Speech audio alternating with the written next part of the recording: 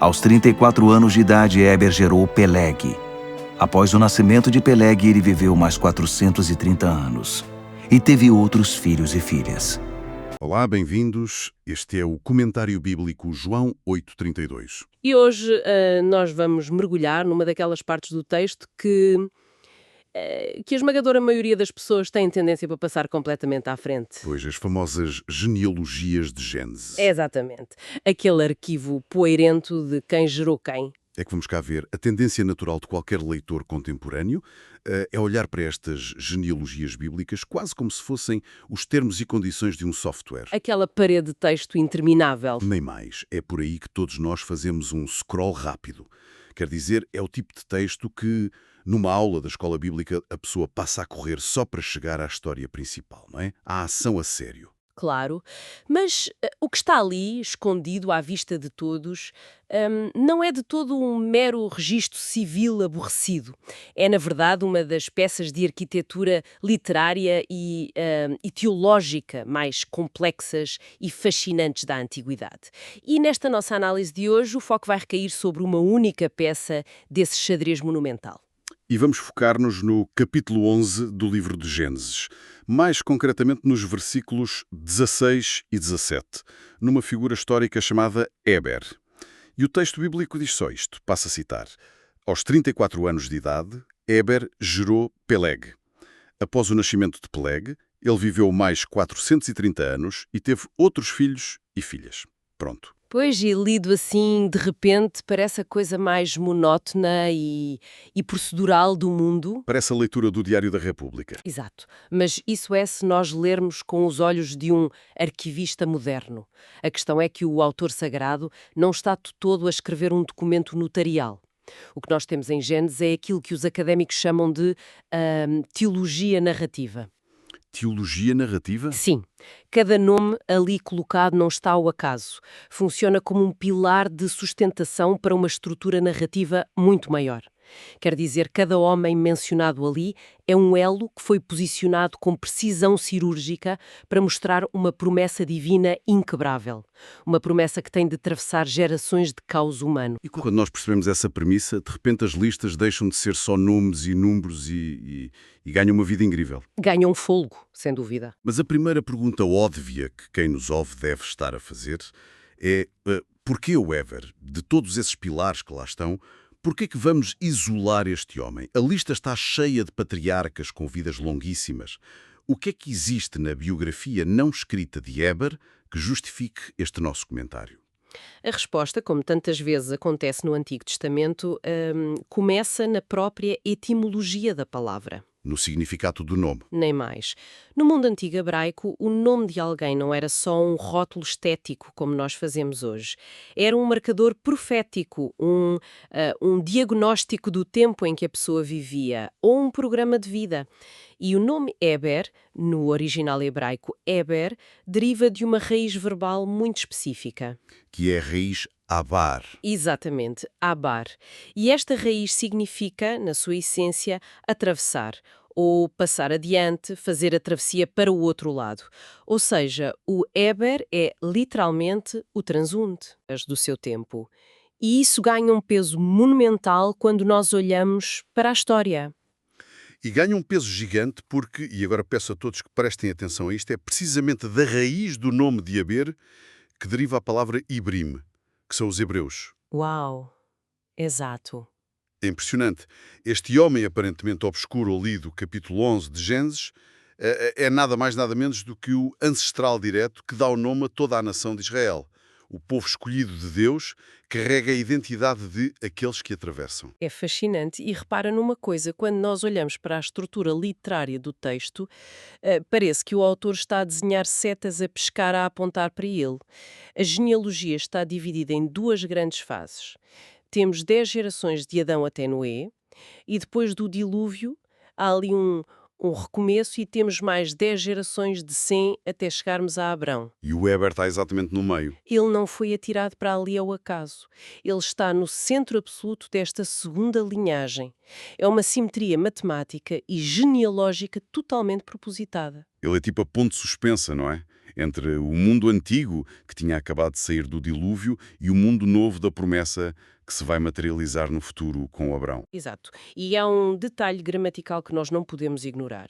No capítulo 10 de Gênesis, no versículo 21, o texto apresenta-nos Sem, o filho de Noé, mas em vez de dizer que o Sem é o pai do Arfaxad, que era o filho direto dele, o texto diz que Sem é, e cito, o pai de todos os filhos de Éber.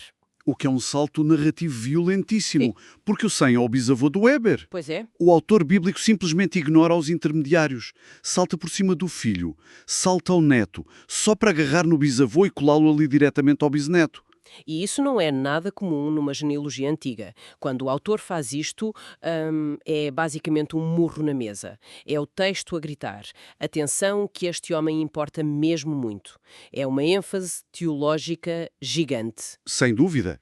O teólogo Klaus Westermann, no seu grande comentário sobre estes capítulos iniciais de Gênesis, dá-nos uma visão muito lúcida sobre isto. Ele usa a expressão teologia da sobrevivência. Teologia da sobrevivência, como assim? Nós temos de imaginar o estado daquela sociedade. O mundo, logo a seguir ao dilúvio, não era um oásis pacífico. Era um mundo marcado por um trauma coletivo absurdo e a humanidade rapidamente começou a desviar-se outra vez do plano de Deus. A velha tendência humana de estragar as coisas. Exato. Havia ali um medo existencial. O que Westermann diz é que estas genealogias servem para afirmar que, num tempo de profunda decadência e fragilidade, a vida continua. E continua sob o olhar de Deus. O simples facto da fé estar a ser passada de pai para filho num mundo caótico é por si só um milagre. É a fidelidade anónima tratada como um ato de puro heroísmo. Mas, pronto, vamos destacar isto a um nível um bocadinho mais técnico agora. Porque se o Éber é este pilar estrutural, o texto tem de nos dar pistas tangíveis. E dá. Os números das idades contam uma história incrível. Sim, e são números que muitas vezes os leitores acham chatos ou irrelevantes. Mas são fascinantes. Vamos olhar para estas idades como se fosse um gráfico de um mercado financeiro. A linha da longevidade humana, depois do dilúvio, está em queda livre. Uma verdadeira queda livre. Sempre a descer. Começamos lá no Sem, que vive 600 anos. Depois vem o filho, Arfaxade, e a idade cai para 438. A seguir vem o neto, o Salá, e cai para 433. A vitalidade está a desaparecer e, de repente, no meio desta queda contínua, chegamos ao Éber. E a linha do gráfico dispara. Dispara mesmo. O Éber vive 464 anos. Ele quebra totalmente a tendência de queda biológica e ultrapassa o pai e o avô. E não é um erro pontual, porque logo a seguir a ele, a queda é um abismo. O filho Peleg cai para os 239. O Reu, 239. Até chegar ao pai de Abrão, que vive só 205 anos.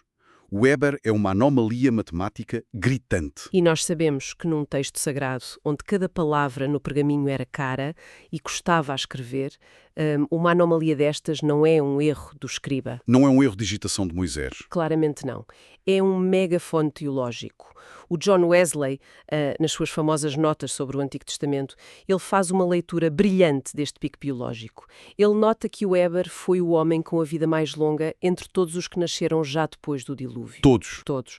E para Wesley, isto não é uma loteria genética, é providência. É a recompensa divina, literalmente visível no corpo, por o Éber se ter mantido absolutamente fiel num período em que a humanidade estava a afundar-se numa rebelião total contra Deus. Ok, mas agora deixa-me fazer aqui de advogado do diabo por um segundo.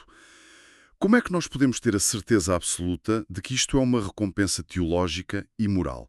Porque alguém com uma mentalidade mais cética, ao ouvirmos agora, pode perfeitamente argumentar: isto é apenas um gargalo genético, uma mutação aleatória, ou até justificar com mudanças na contagem dos anos. Porquê é que o Wesley e nós damos este salto teológico para associar a idade prolongada à moralidade dele? Essa seria uma objeção válida se nós estivéssemos a ler o livro de Gênesis como um diário clínico ou um registro de biologia. Mas não é. A intenção primária do texto sagrado não é documentar genética. O objetivo ali é revelar o caráter de Deus e mostrar como ele reage à fidelidade dos homens. Pois claro. Quando o texto destaca esta pausa na queda natural da idade humana, o foco é mostrar que o favor divino tem poder para suspender o declínio geral. Wesley entende isto como a única leitura que faz sentido com toda a narrativa da Bíblia. Deus honra quem honra a Deus. Nem mais. E o Wesley vai ainda mais longe e tem aqui uma teoria fascinante.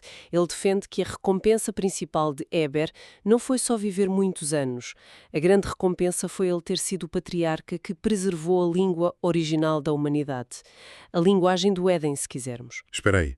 Preservou a língua? Sim, no seio da sua própria família. E a língua que antecedeu a grande confusão, é isso? Exatamente isso. Enquanto o mundo todo à volta deles se estava a desintegrar numa cacofonia absurda de novos dialetos, Wesley sugere que a tenda de Heber, a casa dele, se manteve como uma espécie de oásis linguístico e teológico. Uau! É por isso que os descendentes são os hebreus e a língua é o hebraico. Nem mais. E repara, preservar a língua não era um capricho tradicionalista. Tratava-se de preservar a precisão dos conceitos de Deus. Se tu perdes as palavras exatas que os antepassados usavam para descrever o Criador, a teologia começa a desvanecer-se. A língua era o veículo da própria fé. Precisamente. Mas isso levanta logo uma questão logística quase insana. Como é que um único homem, na sua casa, consegue blindar a sua família de um colapso linguístico global? É que, para quem nos ouve perceber o peso disto, nós temos de trazer o elefante ao meio da sala, que é o evento da Torre de Babel. Nós conhecemos essa história de cor e salteado. Toda a gente conhece a Torre de Babel. Sim, o orgulho humano, os tijolos, a vontade de alcançar os céus e a consequente confusão das línguas. Só que muitas vezes nós esquecemos de sobrepor os calendários. A cronologia é tudo aqui. Sim. Gênesis cruza diretamente o Heber com o maior colapso civilizacional da época. É verdade. O Heber, diz o texto, teve 2 filhos que se destacam. Peleg e Joctã. E o nome Peleg, do hebraico Palag, significa dividir, ofender. E o próprio capítulo 10 de Gênesis faz ali uma pequena nota de rodapé no meio da lista que diz: porque nos dias dele a terra foi dividida. Que referência brutal. Pois, e repara, o Joctã dá origem a várias tribos árabes que se dispersaram, mas a linha sagrada da promessa, a linha por onde o Messias um dia chegaria, segue unicamente através do Peleg. E o que é absolutamente avassalador, quer dizer, a humanidade inteira estava ali nas planícies de Sinar, num delírio totalitário a tentar construir o império sem Deus. E o Heber estava vivo. Ele era vivo quando isto estava a acontecer. Era contemporâneo. Ele não estava a ler isto num livro de história. Ela não ouviu falar do caos. Ele viu o caos acontecer. Viu a arrogância coletiva e viu a destruição da comunicação mútua. E é aí que o nome dele faz todo o sentido, não é? Ele é o que fez a travessia. Ele cruzou aquele cataclismo global sem ser absorvido por ele. E a autora Ellen G. White elabora um pensamento formidável sobre esta tensão teológica no seu livro Patriarchs and Prophets, ou Patriarcas e Profetas. E o que é que ela diz sobre esse momento? Bem, a leitura superficial que a maioria de nós faz de Babel é que Deus ficou zangado e decidiu destruir a cidade para castigar as pessoas. Mas a Ellen G. White mostra-nos que foi algo muito mais profundo. Não foi só punição. Não foi um castigo puramente vingativo. Nada disso. Ela retrata a dispersão de Babel como um redirecionamento providencial. Nós temos de pensar na geopolítica da coisa. A humanidade estava muito unida, sim, mas unida na rebelião contra Deus. Aquela torre não era só tijolo e argamassa, era um projeto de engenharia social. Um império desenhado para sufocar qualquer tipo de fé genuína. Um totalitarismo completo. Exato. Se Deus deixasse aquele império prosperar, o plano original de encher a terra acabava ali. A corrupção seria total, concentrada no orgulho daquele vale. Portanto, confundir as línguas foi, na verdade, um ato de extrema misericórdia. Um ato de proteção. Sim, obrigou a humanidade a dispersar e quebrou o poder absoluto daquele tirano. Mas, claro, a promessa de redenção que Deus tinha feito não podia ser espalhada e fragmentada aos 4 ventos. Precisava de uma conduta segura e intacta. E essa conduta segura era a tenda do Heber. Precisamente. É de arrepiar. Enquanto o mundo à volta deles estilhaçava em dezenas de dialetos que ninguém compreendia, a criar ódios e fações, havia ali uma família calma, no meio da tempestade, a falar a língua da promessa com toda a clareza. E a mim o que mais me impressiona nisto é o silêncio do texto. Como assim? É que a Bíblia não diz que o Éber foi lá fazer discursos inflamados contra os construtores da torre. Pois não, não há registro de qualquer manifestação política. Nem organizou exércitos, nem fez comícios em Babel. A resposta dele a todo aquele caos imperial foi simplesmente existir. Existir em fidelidade silenciosa dentro de portas, na sua família. É o poder muitas vezes esquecido da ortodoxia silenciosa. E nós não podemos subestimar a dificuldade que é fazer isto. É dificílimo. Resistir ao espírito da época, o famoso Zeitgeist, requer uma fibra espiritual incrível. O Éber não estava a lutar de espada na mão. A luta dele era contra a assimilação cultural. Ele assegurou que quando todos os povos foram fundar as suas civilizações egocêntricas, houvesse uma veia intacta de verdade que pudesse correr silenciosamente pelos séculos até chegar lá ao Abrão no meio duro dos caldeus. E como ele viveu aqueles 464 anos assombrosos? Ele não só sobrevive à divisão toda, como ultrapassa várias gerações de filhos e netos. Ele viveu mais que o Peleg, viveu mais que o pai de Abraão. Sim, ele era um monumento vivo. Uma estátua a respirar, a lembrar a todos que a fidelidade a Deus dura muito mais tempo que os tijolos de qualquer império humano. Mas isto traz-nos para a aplicação prática deste nosso comentário, porque ninguém está aqui a dissecar história antiga só por puro desporto intelectual, não é? Claro que não, tem de haver um impacto nas nossas vidas. Qual é o "e então" disto tudo, para quem nos ouve hoje? Eu diria que a lição central bate diretamente no nervo de como nós avaliamos o verdadeiro sucesso espiritual, tanto a nível pessoal como familiar. O que nós aprendemos com o Éber é que a continuidade do reino de Deus nunca dependeu de consensos, nem de governos, nem de grandes estruturas supervisíveis. Pois não. A promessa viaja sempre através das coisas mais simples e invisíveis. Falamos de pais e mães que são simplesmente fiéis, escolhas quietly, escolhas silenciosas que se fazem na mesa de jantar com os filhos, a recusa em adotar a linguagem tóxica de uma cultura decadente. E isso é muito humilhante no bom sentido, porque se nós olhássemos para a vida de Éber por um buraco da fechadura, a vida dele parecia um tédio profundo, um fracasso para a época. Ele não abriu mares vermelhos ao meio. Não chamou fogo do céu. Não, nada disso. Ele existiu, criou a família, ensinou a verdade e não cedeu à pressão da torre. E mesmo assim, sem essa chatice aparente, a Bíblia não teria a página seguinte. A linhagem do Messias podia ter-se perdido ali. E nós esquecemos-nos tanto disto. Vivemos hoje sob a ilusão de que só fazemos a diferença se o que fazemos for publicável, se der curtidas, se reunir multidões. Tem de ser épico e visível. Exato. Mas o Weber prova que a espinha dorsal de tudo o que Deus faz é sustentada por homens e mulheres anónimos. Pessoas que ninguém aplaude, cuja fidelidade invisível dentro de casa trava o colapso moral e garante que a verdadeira esperança passe à geração seguinte, sem o ruído de Babel pelo meio. É um contraste colossal, a visibilidade dos impérios contra a invisibilidade da fé diária. E é com isto que nós somos confrontados hoje, porque o nosso mundo, a nossa cultura moderna está fanaticamente obcecada em construir as suas próprias versões da Torre de Babel, não é? Estamos rodeadas delas. Todos os dias, e há uma tentativa de nos unificar à força em torno do orgulho, do materialismo cego, das ideologias de consumo rápido. E a pergunta provocadora que fica para a reflexão de todos nós é esta.